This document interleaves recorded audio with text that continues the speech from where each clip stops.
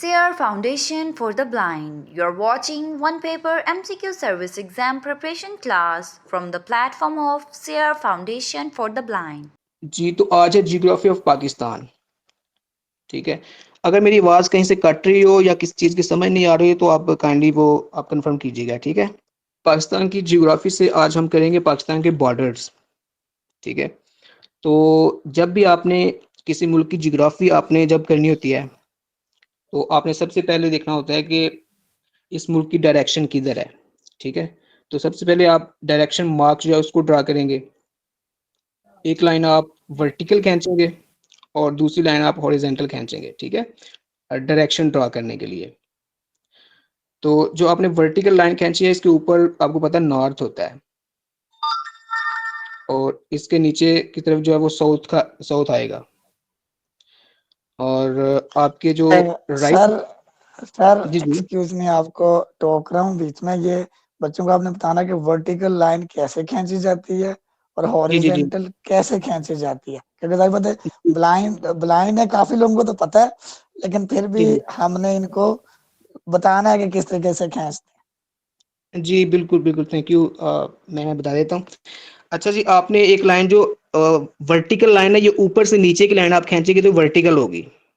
ठीक है, पेज के ऊपर ऊपर से नीचे की आप लाइन खींचेंगे, इसको वर्टिकल लाइन कहते हैं। और हॉरिजेंटल लाइन होती है आपने लेफ्ट से राइट खींचनी होती है। समझ आ ठीक रही है है। जी, ठीक है। और जो आपने वर्टिकल लाइन खींची ना ऊपर से नीचे की तरफ, इसके ऊपर वाला जो पोर्शन है वो आपका नॉर्थ होगा। ठीक है, जो वर्टिकल लाइन का ऊपर वाला एंड है वो आपका नॉर्थ है और नीचे वाला एंड जो है वो आपका साउथ है। ठीक हो गया है? एक्सक्यूज मी सर, मैं यहाँ पे थोड़ा सा कंट्रीब्यूट करना चाहूँगा। फुरकान जी बात जी कर रहा हूँ। फुरकान, जी जी फुरकान। सर मैंने थोड़ा सा ना, मैं ब्लाइंड हूँ मैं भी, तो क्या इसका जी ना जी मैंने थोड़ा सा कैसे जैसे कंसेप्चुलाइज किया था ना इनको, मतलब डायरेक्शंस को, तो जी जी वो मैं बताना चाहूँगा। मेरा ख्याल है कि वो ज़्यादा हेल्पफुल रहेगा। जी बिल्कुल, आप कंट्रीब्यूट करें। हाँ, मैं जो नॉर्थ, वेस्ट, ईस्ट और साउथ, ये जो जी जी चार डायरेक्शंस हैं, इनके इनको थोड़ा सा कंसेप्चुलाइज करवाना चाहूँगा। तो जी जी कि बिल्कुल। अगर अगर अगर कोई भी जो हम में से साथी है वो अपना मुंह मगरिब की तरफ करे, वेस्ट की तरफ करे, यानी हम्म, वो सीधा खड़ा हो जाए और उसका जो मुंह है वो वेस्ट की तरफ हो, तो उसका जो दायां हाथ है उसकी तरफ होगा उसका नॉर्थ, बिल्कुल ऐसे ही है। उसके बैक पर हो गया ईस्ट, बिल्कुल ठीक उसके है। बाएं हाथ के ऊपर होगा साउथ। ठीक है। जबरदस्त हो, बिल्कुल। अच्छा, अब जो सर हमें समझा रहे थे वर्टिकल और हॉरिजॉन्टल, उसका मतलब ये था कि जो हमारे खड़े होने की डायरेक्शन है ना, यानी जिस तरह हम खड़े हुए हैं, पाँव से लेके सर की तरफ सीधा, इस तरह हम्म, अगर इस तरह अगर हम मतलब लाइन ड्रॉ कर लें, यानी लाइन हमारा एक लाइन हमारे सर से शुरू सलीम हो और भाई, पाँव तक आए, तो ये एक वर्टिकल लाइन है। और अगर लाइन हमारे दाएं हाथ से शुरू हो और बाएं हाथ की तरफ जाए, या बाएं हाथ से शुरू हो और दाएं हाथ की तरफ जाए, तो ये लाइन हॉरिजॉन्टल है। ठीक है। बिल्कुल। तो अगर सर ये मेरा ख्याल है कि अब आपको नॉर्थ, वेस्ट, ईस्ट, साउथ और वर्टिकल और हॉरिजॉन्टल क्लियर हो गया होगा। जबरदस्त, थैंक यू जैसे फॉर भी हम जिस क्लैरिफाइंग। भी सर डायरेक्शन बिल्कुल। से होते हैं जी जी। उसके सामने हमारे नॉर्थ होता है, पीछे वाली साइड पे साउथ, लेफ्ट पे वेस्ट और राइट पे ईस्ट। बिल्कुल मैं जैसे तो जैसे फुरकान ठीक है। ने बताया, बिल्कुल उसी तरह से है कि आप अगर मगरिब की तरफ आपका चेहरा है तो आपका जो राइट हैंड है उस तरफ आपका नॉर्थ होगा और आपका जो लेफ्ट हैंड है उसकी तरफ आपका साउथ होगा और आपकी बैक की तरफ ईस्ट ईस्ट होगा। तो डायरेक्शन जो है किसी भी कंट्री की जो है ना उसकी लोकेशन के लिए इंतहाई ज़रूरी होती है। ठीक है, इससे आपको पता चलता है कि कौन सा मुल्क किधर है। ठीक है, इसके लेफ्ट की तरफ क्या है, राइट की तरफ क्या है। ठीक है, इस तरह से साउथ और नॉर्थ की तरफ कौन कौन से इलाके हैं। ठीक है, तो ये इंतहाई ज़रूरी होती है किसी भी मुल्क की जियोग्राफी को समझने के लिए। ठीक है, डायरेक्शन का होना। तो इसी तरह से हम पाकिस्तान का जब हम मैप देखते हैं ना, तो इसी तरह से जब हम मगरिब की तरफ मुंह करके खड़े होंगे ना, हमारे सामने दो मुल्क आएंगे। पाकिस्तान के अंदर आप खड़े हैं पंजाब में, लाहौर में, मिसाल के तौर पे, तो आप मगरिब की तरफ खड़े हैं ना, तो आपके सामने दो मुल्क हैं पाकिस्तान से बाहर। एक अफगानिस्तान है और दूसरा ईरान है। तो आप मगरिब की तरफ खड़े हैं तो आपके सामने दो मुल्क हैं, तो ये किस तरफ होगा? ये आपका वेस्ट की तरफ होगा, ठीक है ना। वो थोड़ा सा आगे है कि एक नॉर्थ वेस्टर्न कंट्री है, एक साउथ वेस्टर्न कंट्री है, ठीक है। लेकिन वेस्ट में दोनों कंट्रीज आते हैं, एक अफगानिस्तान भी वेस्ट में आ रहा है और ईरान भी वेस्ट में आ रहा है। मिसाल के तौर पे अगर आप लाहौर में खड़े हैं या पंजाब में खड़े हैं तो आप वेस्ट की तरफ मुंह करके खड़े हैं, सामने आपके अफगानिस्तान है और ईरान भी है, ठीक है ना। आपके दाएं हाथ की तरफ चाइना है, अगर आप लाहौर में खड़े हैं तो चाइना किधर है? पाकिस्तान के नॉर्थ में है। आपके दाएं हाथ की तरफ किधर बनता है? नॉर्थ बनता है, ठीक है ना। और आपके बाएं हाथ की तरफ अगर आप देखेंगे तो सिंध है, सिंध के नीचे अरेबियन सी है। समझ आ रही है बच्चों? Yes sir. जी ठीक है, जी ठीक है। तो आपके जो लेफ्ट हैंड है उसकी तरफ आपका अरेबियन सी बनेगा, नीचे सिंध, सिंध के आगे अरेबियन सी है, और आपकी बैक की तरफ जो है वो इंडिया बनेगा, ठीक है। पाकिस्तान की लोकेशन का आपको समझ लग गई है ना। पंजाब में आप खड़े हैं, आप वेस्ट की तरफ आपका चेहरा है, आपके सामने दो मुल्क हैं, एक अफगानिस्तान है और दूसरा ईरान है, ठीक है। आपका दायां हैंड जो है उस तरफ चाइना है, जैसे पाकिस्तान का दायां हैंड चाइना ना, इसी तरह से वो सामने आपके चाइना है। और आपका लेफ्ट हैंड जो है वो है साउथ की तरफ, तो वहां अरेबियन सी है, और आपकी बैक के ऊपर जो है वो इंडिया आता है, ठीक है ना। तो अब हम बारी बारी देखेंगे कि इन ये चार मुल्क जो पाकिस्तान के साथ लगते हैं, पाकिस्तान के साथ कितने मुल्क लगते हैं? चार मुल्क लगते हैं। पाकिस्तान के साथ, पाकिस्तान के ईस्ट में इंडिया है, पाकिस्तान के नॉर्थ में हमारे पास चाइना है, पाकिस्तान के नॉर्थ वेस्ट की तरफ अगर आप देखेंगे तो अफगानिस्तान है, केपीके से आगे की तरफ देखेंगे ना, केपीके से आगे अफगानिस्तान का इलाका आता है, और बलूचिस्तान के साथ आगे नीचे ईरान का इलाका लगता है। ये पाकिस्तान का साउथ वेस्टर्न का एरिया बनता है। अफगानिस्तान पाकिस्तान के अफगानिस्तान पाकिस्तान के नॉर्थ ईस्ट में है, और जो बलूचिस्तान का इलाका है वो पाकिस्तान के नॉर्थ वेस्ट में है, और वो साउथ वेस्ट में है। समझ आई है? Yes sir. यस आई है। जी सर, समझ आई। जी बेटे, इसमें देखो, आप पाकिस्तान में खड़े हैं तो पाकिस्तान के जो वेस्ट की तरफ आप मुंह करके खड़े हैं, नॉर्थ वेस्ट में आपका अफगानिस्तान बनता है और साउथ वेस्ट में आपका ईरान बनता है, ठीक है। और इसी तरह आपकी जो बैक है उस तरफ इंडिया है, नॉर्थ की तरफ जो है आपके दाएं हाथ की तरफ चाइना है, आपके बाएं हाथ जो है वो अरेबियन सी की तरफ है। तो हमने अब देखना है कि पाकिस्तान के जो बॉर्डर्स हैं इन चारों ममालिक के साथ जो है वो किधर किधर से लगते हैं, और इनकी लेंथ क्या है, और ये जो बॉर्डर है इनकी सेटलमेंट कब हुई, ठीक है ना। तो इन्हीं चीज़ों को हम अभी लेक्चर में डिस्कस करते हैं, ठीक है। सबसे पहले हम इंडिया को डिस्कस करते हैं। तो आप काइंडली बताइए कि इंडिया पाकिस्तान की किस डायरेक्शन में है? चलिए एक सवाल क्लियर करते चलें। जैसे जी जी। हमने वेस्ट में पढ़ा कि हमारे पास अफगानिस्तान और अफगा- ईरान है। आपने बताया कि बिल्कुल नॉर्थ, ठीक, और उसमें तो जो नॉर्थ वेस्ट और साउथ वेस्ट का कॉन्सेप्ट भी क्लियर करेंगे। नॉर्थ वेस्ट कैसे बनेगा और साउथ वेस्ट कैसे बनेगा बच्चों के लिए। बिल्कुल ठीक है, बिल्कुल ठीक है। अच्छा जी, आपने जो डायरेक्शन की जो पॉइंट आपने ड्रा किया था, एक पॉइंट पे आप खड़े हैं लाहौर में, बिल्कुल बिलफर्ज आप खड़े हैं, या पंजाब के किसी भी सेंटर में, आप मुल्तान में आप खड़े हैं, ठीक है, मिसाल के तौर पे। तो मुल्तान में आप वेस्ट की तरफ मुंह करके खड़े हैं पॉइंट में, ठीक है। तो जब पॉइंट में वेस्ट की तरफ मुंह करके खड़े हैं ना, तो आपके सामने जो नजर आ रहा है ना, वो सामने लाइन जो है वो वेस्ट है, ठीक है।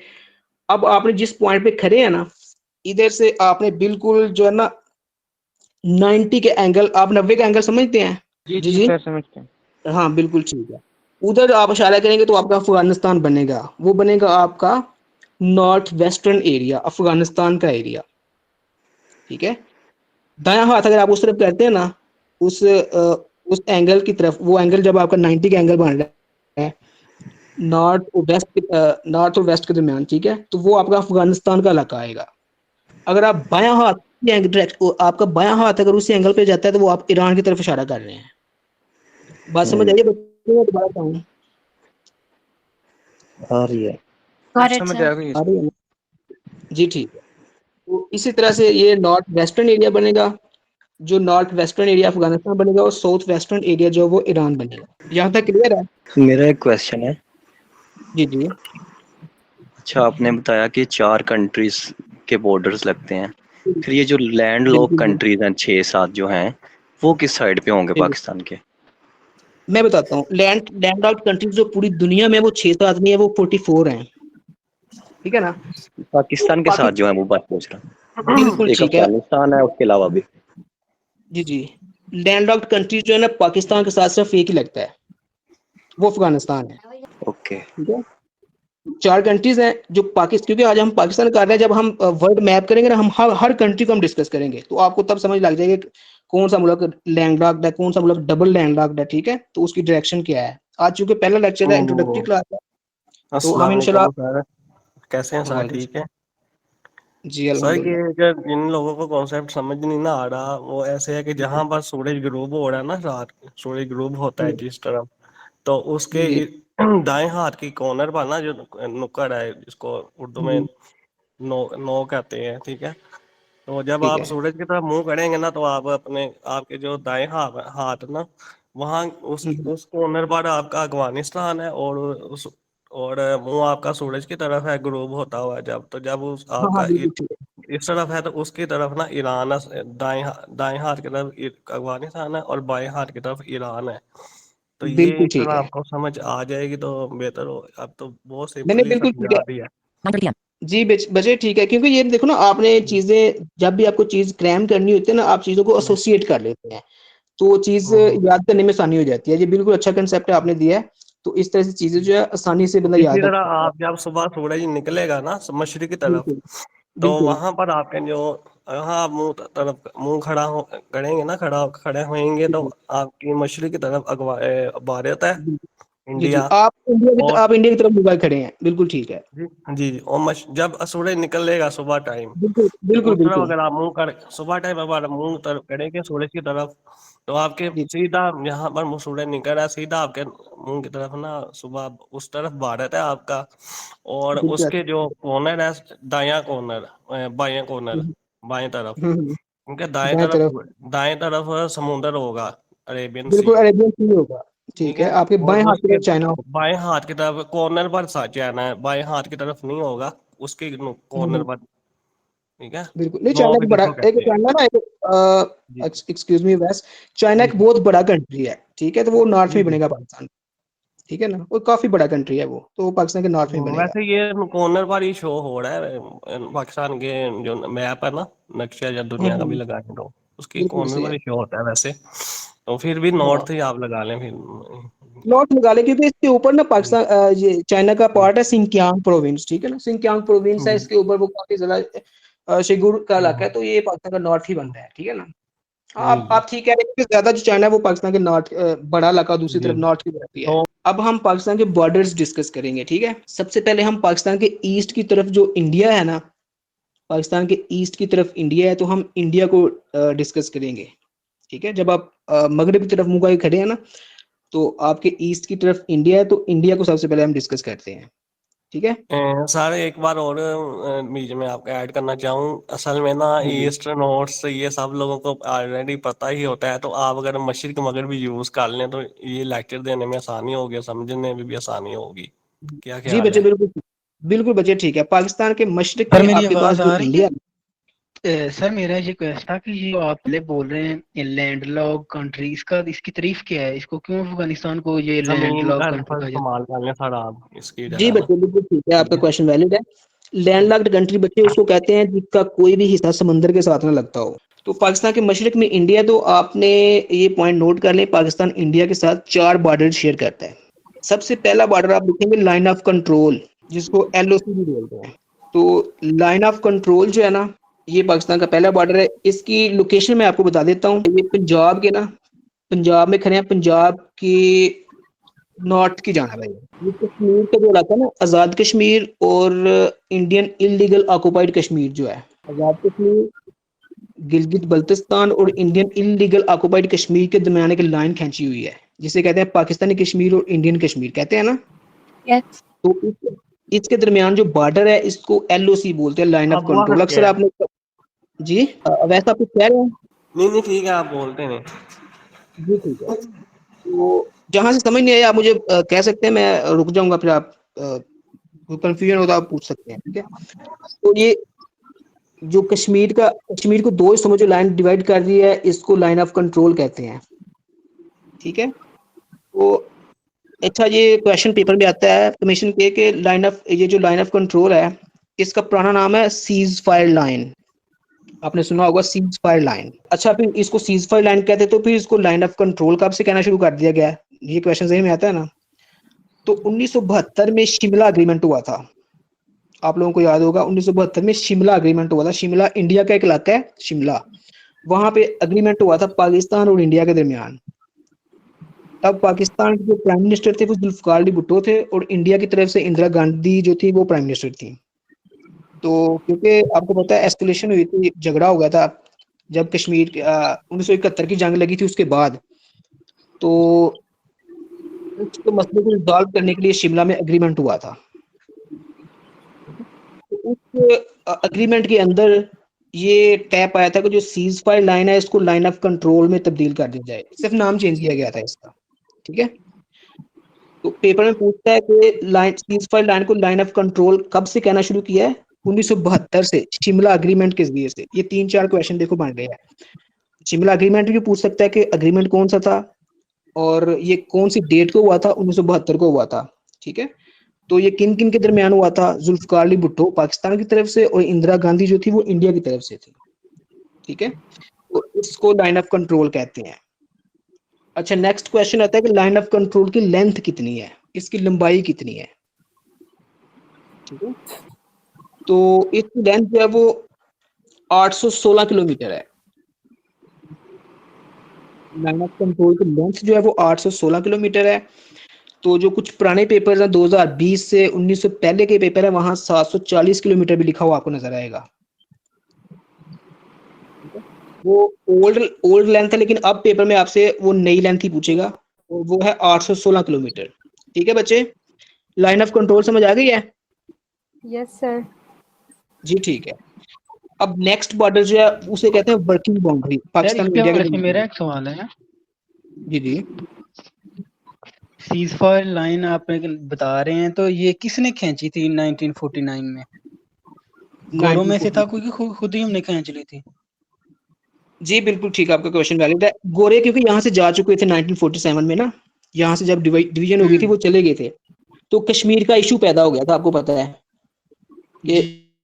जी ठीक है, कश्मीर का इशू पैदा हो गया था। तो फिर जो हरी सिंह था उसने इंडिया के साथ मुआहदा कर लिया था ना जाके न्यू दिल्ली में कि ठीक है इलाका ये आपको दे देता हूँ। ठीक है, तो जब ऐसा हुआ, क्योंकि आपको पता है कश्मीर के अंदर मुस्लिम मेजोरिटी एरिया था ये, तो मुसलमान कैसे बर्दाश्त कर सकते थे कि ये उधर जाए, क्योंकि उनके पास ऑप्शन भी था कि चाहे पाकिस्तान के साथ आ जाओ चाहे इंडिया के साथ चले जाओ। तो उसके बाद ना फिर वो जब ऐसा हुआ कि उनको गुस्सा आ गया तो उन्होंने बगावत कर दी ना कश्मीर के अंदर। तो उन्होंने मदद चाही कि पाकिस्तान हमारी मदद करे।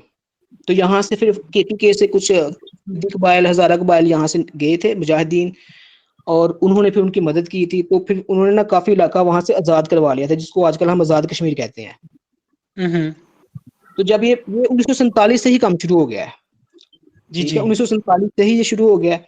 तो ये हम कश्मीर इशू के साथ, कश्मीर इशू जब हम करेंगे ना इसको हम डिटेल में पढ़ेंगे, लेकिन अभी आपको समझाने के लिए मैं सिर्फ बता रहा हूँ। ठीक है, तो जब ये मामला हुआ तो वो इंडिया ने देखा कि यार ये मुजाहिदीन तो काबू में नहीं आ रहे, तो उन्होंने ये मसला वो ले गया इसमें यूनाइटेड नेशंस में ले गया, यूएनओ में ले गया। ठीक है, यूएनओ ने भी यहाँ कमीशन बना दिया। ठीक है, तो ये यूएनओ की मदद से ये मसला रिजॉल्व हुआ था 1947 में। ठीक है, उन्होंने कहा ठीक है यार, आप जब कायद आज़म की डेथ हो गई 11 सितंबर को, तो उसके बाद उन्होंने देखा यार लियाकत अली खान थे, तो उन्होंने कहा पाकिस्तान कमजोर है, इतना हम नहीं दबाव बर्दाश्त कर सकते। तो उन्होंने फिर उनकी बात आके ना तो ये मसला जो है वो रिजॉल्व कर दिया और थोड़ी उसको मान ली लाइन। ठीक है यार, ये आप और हमारे दिमाग में ये लाइन है, ठीक है, उधर तुम इधर हम वाली बात हो गई। इसकी जो के तहत ये सीज़फायर लाइन हम कह सकते हैं। बिल्कुल, हाँ, ये समझने के लिए आप इसको इस तरह से कह सकते हैं। ठीक है, ओके सर। हाँ, और इसको शिमला एग्रीमेंट जो 1972 में हुआ था तब से इसको लाइन ऑफ कंट्रोल कहते हैं, और इसकी लेंथ आपने याद रखनी है 816 kilometre. Line of control clear है ना? हम आगे मूव करें? Yes sir. जी ठीक है। Yes sir. नेक्स्ट हमारे पास बॉर्डर जो होता है वो है वर्किंग बाउंड्री। वर्किंग बाउंड्री जो है ये भी कश्मीर और पाकिस्तान के दरमियान में ही है, यानी कि इंडिया और पाकिस्तान के दरमियान में, इंडियन कश्मीर और पाकिस्तान के दरमियान में है। इसमें आज़ाद कश्मीर का इलाका नहीं आता। अब लाहौर में खड़े हैं ना, तो लाहौर के नॉर्थ की तरफ आगे जाएंगे मजीद तो आगे सियालकोट और नारोवाल के इलाके आते हैं। लाहौर में आप मगरब की तरफ मुंह करके खड़े हो ना, तो वहां से नॉर्थ की जानब सियालकोट और नारोवाल के इलाके आते हैं, ठीक है। तो ये उनसे आगे इंडियन कश्मीर है, यहाँ आज़ाद कश्मीर का इलाका नहीं है। ये डायरेक्ट पंजाब जो है वो कश्मीर के साथ मिल रहा है। रावलपिंडी और अटक की तरफ जाएं तो वहां आगे आज़ाद कश्मीर रहता है, फिर आता है ये इंडियन कश्मीर। बात समझ आ रही है? ये सर जम्मू कश्मीर और पंजाब के दरमियान है ना? बिल्कुल ऐसे ही है। ये जम्मू कश्मीर और पंजाब के दरमियान है, वर्किंग बाउंड्री जो है सियालकोट वाले एरिया के अंदर, यानी कि सियालकोट और सेक्टर, उसके दरमियान। कहते हैं सियालकोट सेक्टर पे बम्बार्डमेंट हुई, इतने जवान शहीद हो गए, उधर से इतने गए जी, ये वो ये वर्किंग बाउंड्री है। इसकी लेंथ जो अप्रोक्सीमेटली 202 किलोमीटर है, क्योंकि ये इंटरनेशनली रिकॉग्नाइज्ड नहीं है। और आप ये भी याद रखिए जो लाइन ऑफ कंट्रोल है वो भी इंटरनेशनली रिकॉग्नाइज्ड नहीं है। हम उसको बॉर्डर नहीं मानते, तो मसले है ना हमारे उनके साथ। बॉर्डर मान ले तो फिर तो बात क्लियर हो गई। लाइन ऑफ कंट्रोल और वर्किंग बाउंड्री दोनों इंटरनेशनली रिकॉग्नाइज्ड लाइन नहीं है, लेकिन ये वैसी एक टेम्परेरी तौर पे लाइंस है कि ठीक है ये इधर हम है उधर तुम है, दोनों बॉर्डर्स पे फौजें लगी हुई हैं। बात समझ आ रही है? सर किलोमीटर दोबारा रिपीट कर दें। कौन सी बेटा? सर इसके वर्किंग बाउंड्री के कितने किलोमीटर है? जी ये 202 किलोमीटर है, लेकिन अप्रोक्सीमेटली है, क्योंकि ये कुछ कम भी हो सकता है ज्यादा भी हो सकता है, क्योंकि ये रिकॉग्नाइज नहीं ना बेटे, इसलिए तो ये इंटरनेशनली रिकॉग्नाइज्ड लाइन नहीं है। अब हम तीसरी लाइन की तरफ, पेपर में अगर क्वेश्चन इस तरह से आ जाए ना जो थोड़ा सा हो, जैसे कि 202 है 200 है, इस तरह से नहीं आएगा पेपर में क्वेश्चन, क्योंकि एक दफा आ चुका है। हाँ 202 लगानी है, अगर मैं बताता हूँ ना आपको, इसमें आपने अप्रोक्सीमेटली लगानी है, क्योंकि एग्जैक्टली है नहीं, तो वो इस तरह से देगा नहीं इसकी कि जैसे 202 है फिर 201 है या 199 है, इस तरह से नहीं देगा। वो ऐसे कह सकता है 150 कह सकता है, 250 कह सकता है, 200 कह सकता है, 350 कह सकता है, ठीक है ना? यस सर, जी सर समझ आ गई। हाँ ठीक है। तो क्योंकि ये रिकॉग्नाइज नहीं है, इसमें थोड़ा बहुत होता रहेगा, वो मसला नहीं है, आपसे वो क्वेश्चन इतना क्लोजली नहीं पूछेगा वो,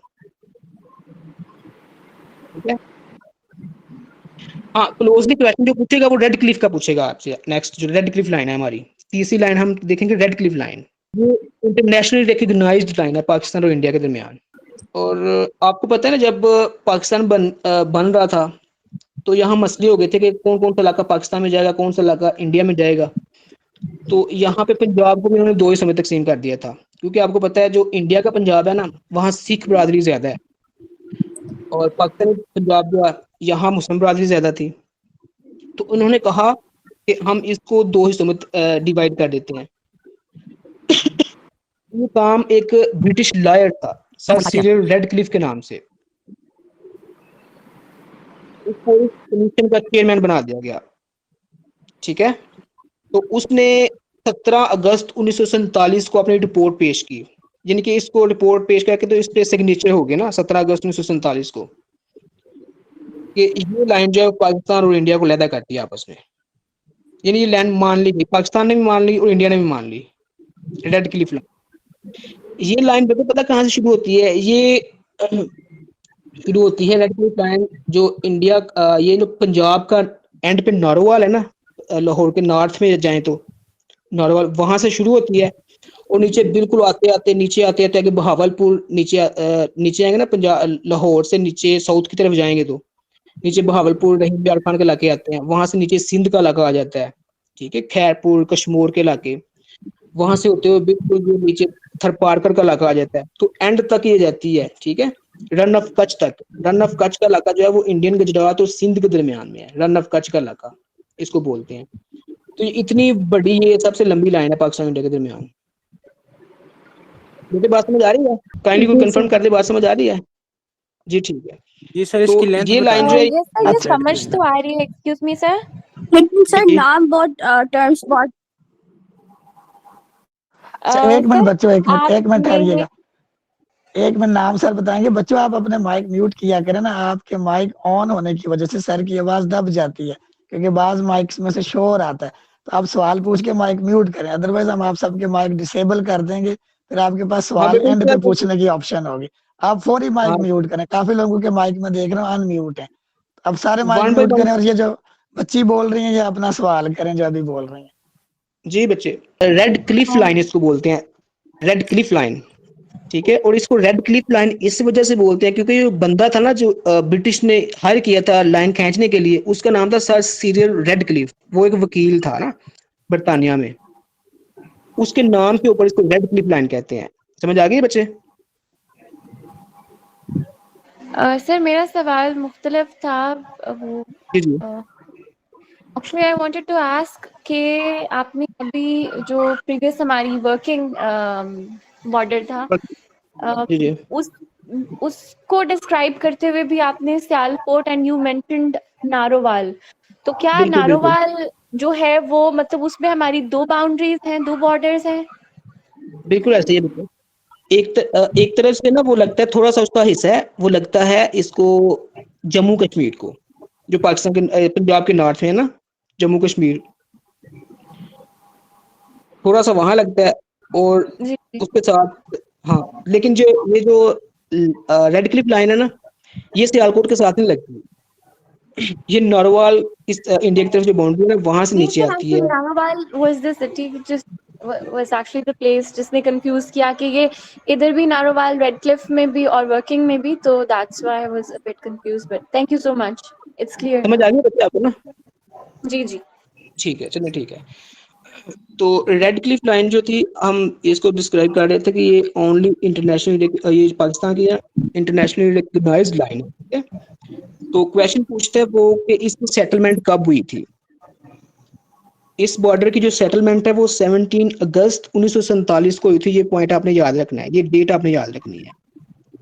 17 अगस्त 1947, 17 अगस्त 1947, ठीक है। यहाँ जो प्राइम मिनिस्टर थे तब लियाकत अली खान थे, और इंडिया के प्राइम मिनिस्टर तब जो थे वो जवाहरलाल नेहरू थे। इसकी जो लेंथ है ना, वो आपने याद रखनी है। इसकी लेंथ है 2100 किलोमीटर, 2100 किलोमीटर। मेरे बच्चे, ओके हो गया सर। हाँ, ओल्ड पेपर्स में 1610 किलोमीटर या 1600 किलोमीटर भी कहेगा, लेकिन वो ओल्ड पेपर्स में आएगा। अभी जो न्यू हमारी लैंड है ना, जब हमने अपना नया मैप पाकिस्तान ने जारी किया था 2019 में जो इशू किया था, उसके अकॉर्डिंग हमारी जो लेंथ है वो 2100 किलोमीटर है। उससे पहले 1610 किलोमीटर कंसिडर की जाती थी। पाकिस्तान का चौथा बॉर्डर है, फोर्थ बॉर्डर पाकिस्तान का इंडिया के साथ, उसे कहते हैं 24th पैरेलल लाइन। ये रन ऑफ कच्छ का इलाका है, सिंध में अरेबियन सी के बॉर्डर के ऊपर। अरेबियन सी साथ नीचे लगता है। आपको पता है ना, पाकिस्तान के नॉर्थ में कोई अरेबियन डिस्ट्रिक्ट बताए ना सर, फिर समझ में आएगा, ज़हन में बैठ जाएगा। डिस्ट्रिक्ट ये जो है, ये थरपारकर का इलाका आता है बेटे, यहाँ से सिंध का एंड पे। ये थरपारकर डिस्ट्रिक्ट तो नहीं है शायद, ये तो रिजल्ट है सर जी। डिवीजन क्या क्या नहीं बेटे, ये सिंध का एक एक डिस्ट्रिक्ट है मिनट और सर, ये एक डिवीजन है। एक मिनट सर ठहरिएगा। जवाद, ये क्या डिस्ट्रिक्ट है? जवाद, जो सर, जी जी जवाद इधर मेरी बात सुने, जो सर बता रहे हैं उसको सुने। आप गैस ना करेंगे सर, शायद डिस्ट्रिक्ट नहीं है। देखें, डेजर्ट भी तो डिस्ट्रिक्ट में है ना। भावलपुर, जो डिस्ट्रिक्ट भावलपुर है, उसमें कितने डेजर्ट्स हैं, तो वो तो हाँ। डिस्ट्रिक्ट है ना। अब एक और बात याद रखें कि run of Kutch sir Tharparkar आपको है, इसलिए बता जो रहे हैं। डेजर्ट है वो थर है बेटे। आप हाँ, बात वो पूरी सुने ना। हाँ, हम डेजर्ट्स भी पाकिस्तान के करेंगे, एक और मिनट थर सर, का इलाका एक है। कर लेने दे मुझे जी जी कि आपको जी सर जी। एग्जैक्ट पॉइंट इसलिए बता रहे हैं कि जैसे नारोवाल में दो बॉर्डर्स आपस में डिवाइड होते हैं, दोनों की लाइनें शुरू होती हैं, एक की लेफ्ट जा रही है, एक की राइट जा रही है।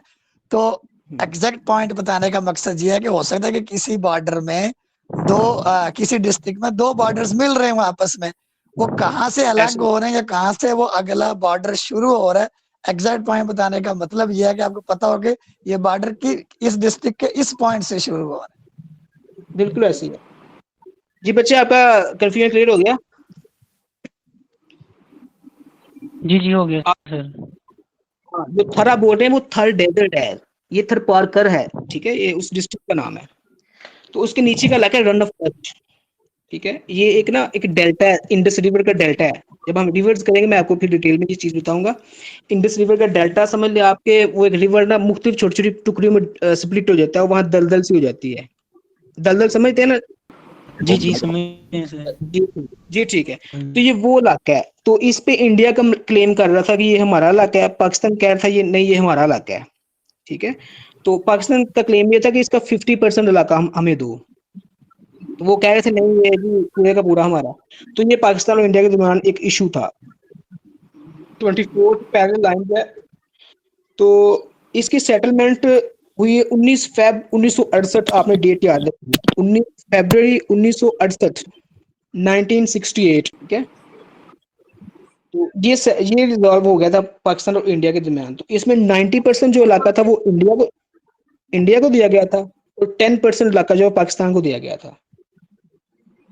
ठीक है, और इस सर जो मेरा सवाल ये है, सवाल हाँ मेरा ये है कि ये कैसे रिजॉल्व हुआ मामला? हाँ, ये भी मामला यूएनओ की तरफ से रिजॉल्व हुआ था, थर्ड पार्टी की तरफ से।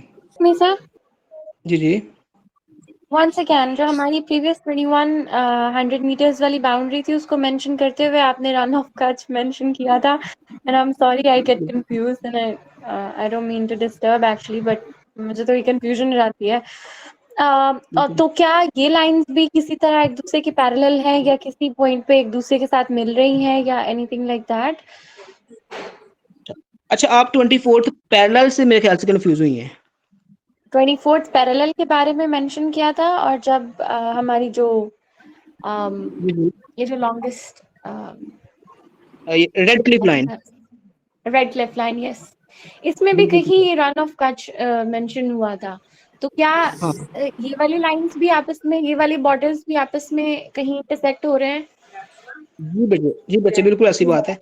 ये देखें, जब आप नीचे आते हैं ना, सिंध से शुरू होते हैं, नीचे की तरफ बॉर्डर लेके आते हैं इंडिया की तरफ से नीचे, तो ये रन ऑफ कच्छ का इलाका है ना, यहाँ पे आप समझे कि ये नीचे जो समुद्र के साथ साथ इलाका है ना, जो समुद्र के साथ साथ बॉर्डर है, नीचे समुद्र के साथ साथ नीचे इंडियन राजस्थान का इलाका है, सिंध में ना, इंडियन राजस्थान,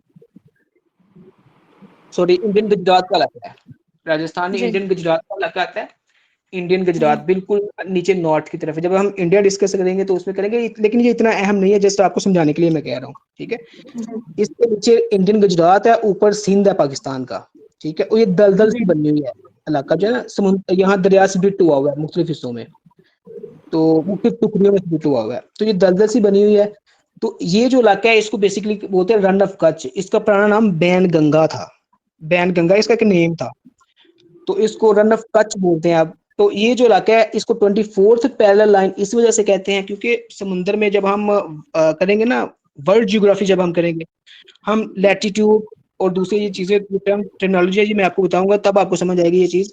पाकिस्तान के नीचे समुद्र से एक लाइन ना हॉरिजॉन्टल लाइन गुजरती है। हॉरिजॉन्टल आपको समझते हैं ना, जब आप सीधे खड़े हो तो आप हाथों को फैला लें, तो आपको हाथों की डायरेक्शन को हॉरिजॉन्टल बोलते हैं। ठीक है, तो इस तरह से एक लाइन नीचे से गुजरती है। ठीक है, इसको ट्रॉपिक ऑफ कैंसर बोलते हैं।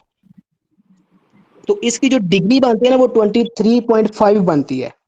ठीक है, तो ये बिल्कुल यहाँ से तकरीबन 60 किलोमीटर ऊपर ये बॉर्डर पाकिस्तान का है। उस लाइन से नीचे समुद्र में अरेबियन सी से वो सीधी लाइन गुजर रही है हॉरिजॉन्टल, उससे ऊपर 60 किलोमीटर के ना ये एरिया, ये बॉर्डर है पाकिस्तान का। तो इसको 24th पैरेलल यानी कि उस ट्रॉपिक ऑफ कैंसर के पैरेलल जा रहा है, ये हॉरिजॉन्टली जा रहा है, इस वजह से इसको 24th पैरेलल लाइन बोलते हैं। बेटे समझ आ गई ये बात?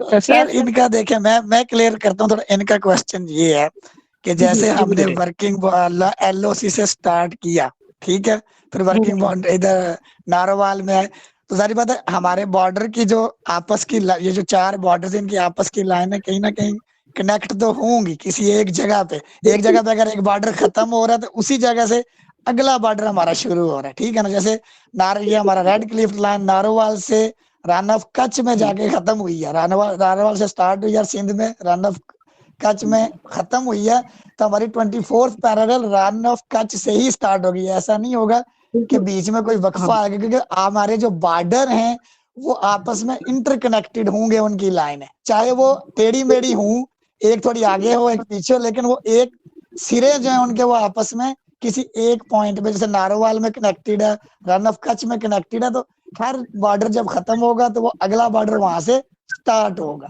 तो इस वजह से ये कंफ्यूज हो रही है कि दो दो बॉर्डर एक एक जगह पे कैसे। तो वो यही है कि अगर एक बॉर्डर की लाइन रन ऑफ कच्छ में खत्म हो रही है रेड क्लिफ की, तो रेड क्लिफ से आगे जब हमारा 24 पैरेलल शुरू हो रहा है तो वो रन ऑफ कच्छ से शुरू होके आगे अरेबियन सी में जाके खत्म होगा। तो ये बात है कि इंटरकनेक्टेड है लाइन है एक पॉइंट। बिल्कुल, थैंक यू सर, ये बड़ी अच्छी कंट्रीब्यूशन है आपकी। बिल्कुल बच्चे, ये बिल्कुल ऐसे ही है कि लाइन जो है उनके दौरान मेरा वक्फा भी कहीं भी नहीं है, बिल्कुल ये कनेक्टेड है एक दूसरे के साथ। और जिस तरह से हमने ऊपर देखा था ना, नारोवाल के अंदर दो बॉर्डर्स आपस में कनेक्ट कर रहे हैं, इसी तरह थरपारकर का जो इलाका है वहां भी दो बॉर्डर्स आपस में डिस्कस करेंगे, ठीक, कनेक्ट करेंगे, ठीक है। एक जो सीधी पैरेलल लाइन जो नीचे जा रही है ना, वो आपकी 24 पैरेलल है, और एक ऊपर से जो नीचे आ रही है लाइन, ये आपकी रेड क्लिफ लाइन है, ठीक है। सर यहाँ तक क्लियर हो गया आपको? जी जी बच्चे, सर मेरा क्वेश्चन ये है, जी जी सर मेरा क्वेश्चन बच्चे ये एक है, एक करके बोलूं?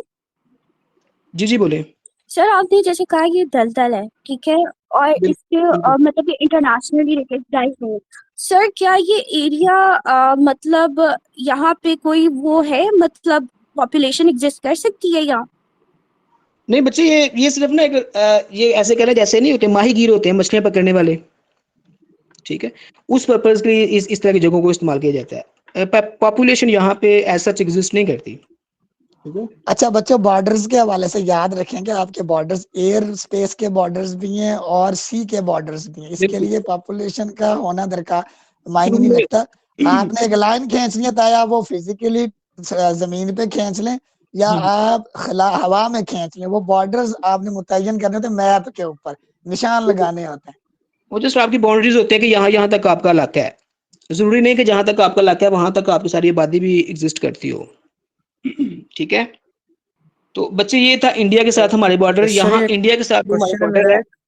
जी सर मेरा क्वेश्चन ये था कि जो रन ऑफ कच्छ है ये इंटरनेशनली रिकॉग्नाइज्ड बिल्कुल बेटे, जो बॉर्डर सेटलमेंट, जी जी बेटे, जैसे जो बॉर्डर सेटलमेंट हो जाती है ना, जी जी बेटे आ रही है, जो सेटलमेंट हो जाती है, जैसे मैंने आपको बताया था कि आप इसको लिखने के 19 फेब 1968 को ये मसला रिजॉल्व हो गया था, तो रिकॉग्नाइज्ड हो गया ना, इसका मतलब है जैसे उन्होंने 90% एरिया इंडिया को दे दिया, हमने मान लिया ठीक है वो इंडिया का इलाका है, 10% हमारे पास था, इंडिया ने मान लिया ठीक है 10% पाकिस्तान का है, तो ये रिकॉग्नाइज्ड हो गया लाइन, ठीक है।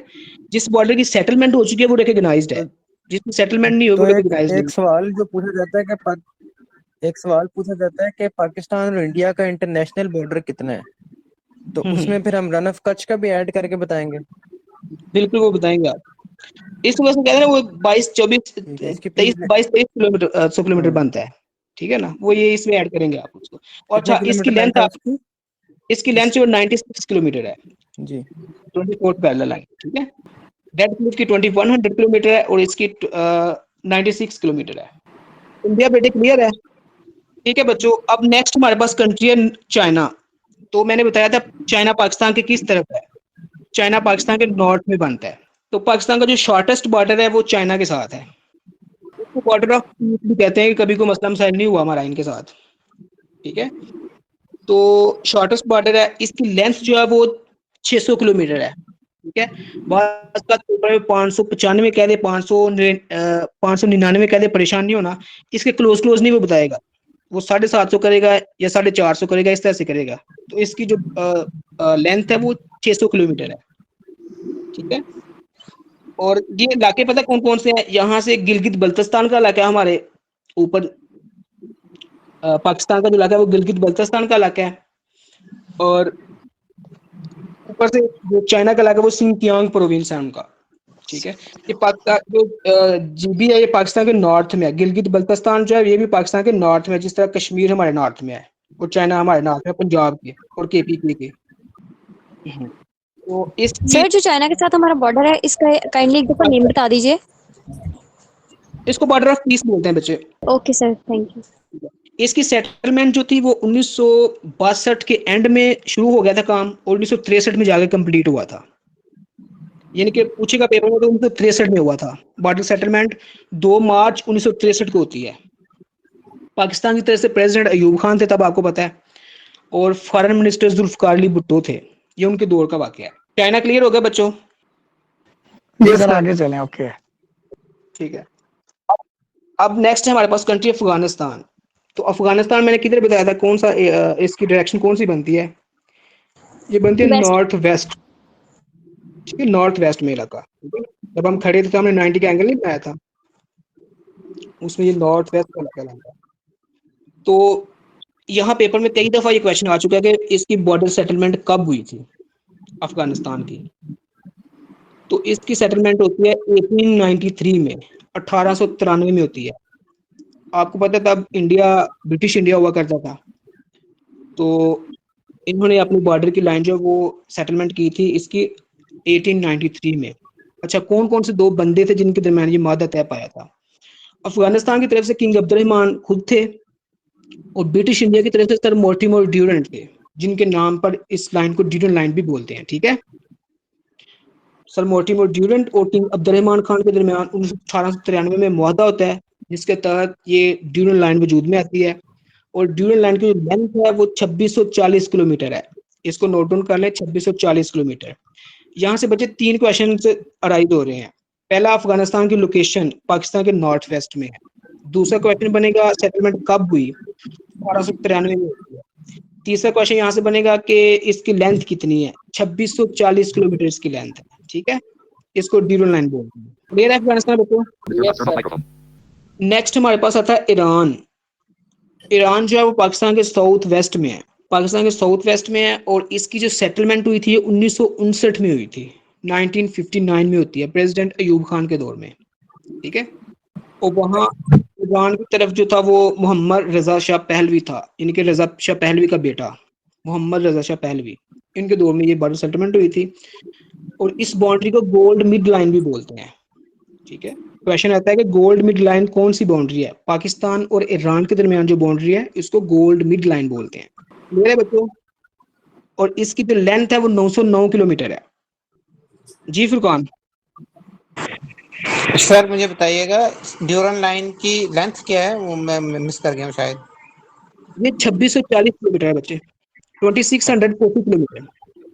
और ईरान की जो लेंथ है गोल्ड मिड लाइन जिसको बोलते हैं पाकिस्तान के साथ, उसकी लेंथ 909 किलोमीटर है।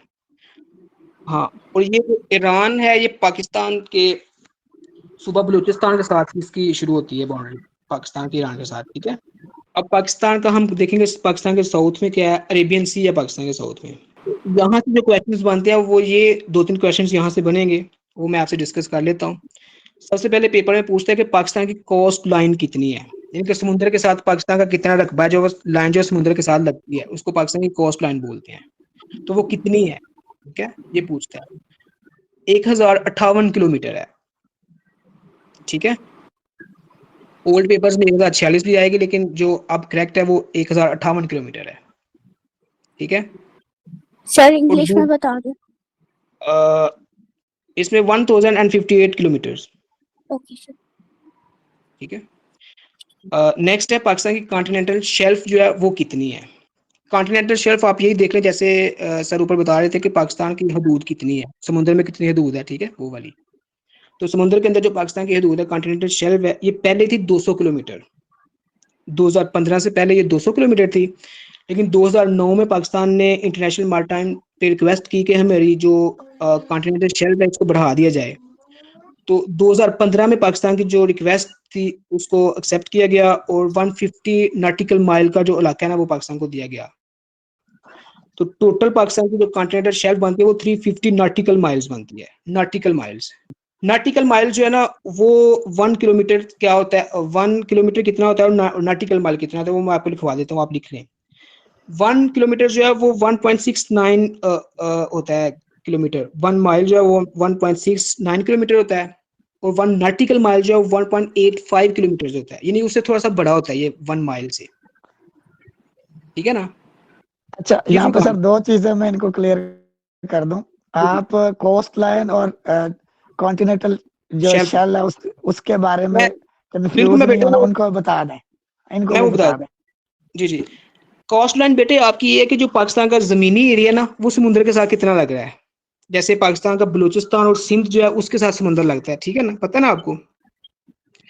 तो बलूचिस्तान का जो एरिया वहां से लेके सिंध के एरिया तक पाकिस्तान का जितना एरिया समुद्र के साथ टच होता है वो पाकिस्तान की कोस्ट लाइन है, ठीक है।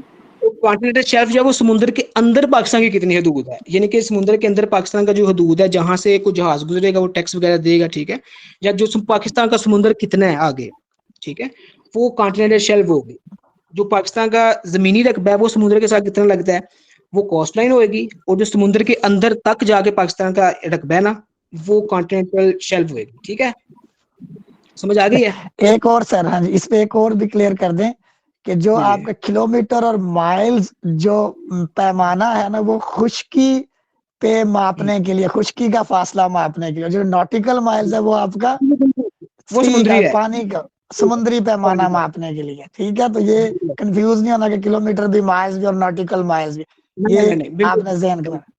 जी थैंक यू सर, ये आपकी कंट्रीब्यूशन के लिए। बिल्कुल ऐसी है बेटे, जो जमीन के अंदर होगा वो आपका 1 माइल होगा, और वो थोड़ा सा छोटा होता है समुद्र की निस्बत, ठीक है, वो 1.69 किलोमीटर के बराबर होता है, लेकिन जो नॉटिकल माइल है वो 1.85 किलोमीटर के बराबर होता है।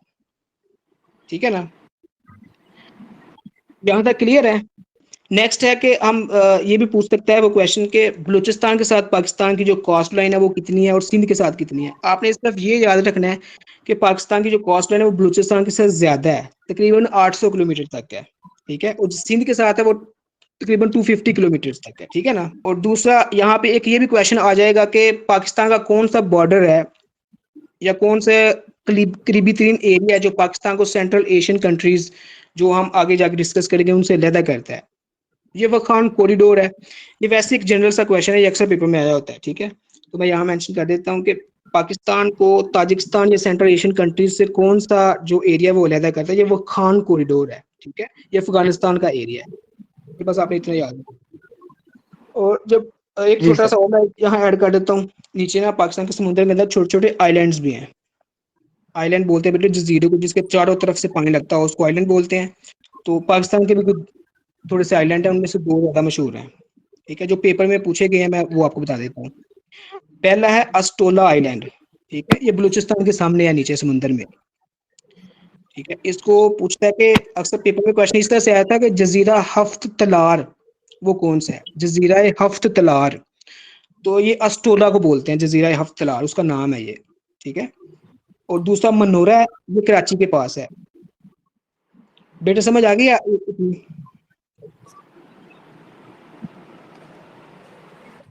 बेटे क्लियर है ये बात? कंफर्म कीजिएगा। लेकिन उनके माइक म्यूट हैं बच्चों के, तो जी आई सर, थिंक सो क्लियर होगा। आप जी अली भाई, जी तो अली बेटा सर। आज का लेक्चर हम यहीं बैंड करते हैं। ठीक है, पाकिस्तान के बॉर्डर्स के हवाले से अगर कोई कंफ्यूजन हो तो वैसे तो हमने कोशिश की है कि साथ साथ रिजॉल्व हो जाए, फिर भी कोई कंफ्यूजन है तो आप काइंडली पूछ सकते हैं। जी सर, सर मेरा क्वेश्चन है, जी बच्चे, चाइना और पाकिस्तान के दरमियान बॉर्डर है, वो शॉर्टेस्ट बॉर्डर है, तो इसकी लेंथ क्या है ये बता दीजिए। ये बेटे 600 किलोमीटर है पाकिस्तान और चाइना के दरमियान। Okay, thank you so much. ठीक है, और कोई बच्चे? सर अली, मेरे एग्जाम में क्वेश्चन आया, ये जो आपने पाकिस्तान की जजीरे बताए हैं, इनमें ये जो कराची के सामने आपने बताया, वो जो नाम है डिस्टेंस है, और दूसरे उसका कितना डिस्टेंस है? डिस्टेंस बेटे इतना मतलब कि मैंने नहीं देखा, लेकिन ये है कि इतना अहम नहीं है। जस्ट ये है कि पाकिस्तान के जजीरे कौन कौन से हैं, किधर किधर है। ठीक है, क्वेश्चन जो पेपर में पूछा जा चुका है ना वो ये है कि मनोरा किधर है, तो आप वो कराची के सामने है। ठीक है, नीचे सिंध के सामने है। दूसरा पूछा गया था क्वेश्चन के जजीरा हफ्त तलार किससे बोलते हैं, तो वो अस्टोला को बोलते हैं। हमने बेटे ये भी इसमें जो पीपीएससी का है ना चीज, उसके मुताबिक करना है। ठीक है, तो बाकी मैं आपको इसके ना जो डिस्टेंस है वो मैं देख के आपको बता दूंगा। ठीक है, कितना डिस्टेंस? ठीक हो गया सर, ठीक, ओके हो गया। चलें, किसी और का क्वेश्चन है तो ठीक है, नहीं तो सर क्लास एंड करते हैं। ताकि जो अफगानिस्तान से कॉरिडोर निकलता है 7 रियासतों की तरफ हमारा पाकिस्तान से आगे की जो, तो वो उसमें से उस रियासत का कोई एरिया लगता है हमारे रियासत पाकिस्तान के साथ, या अफगानिस्तान से कॉरिडोर होकर वहां जाता है?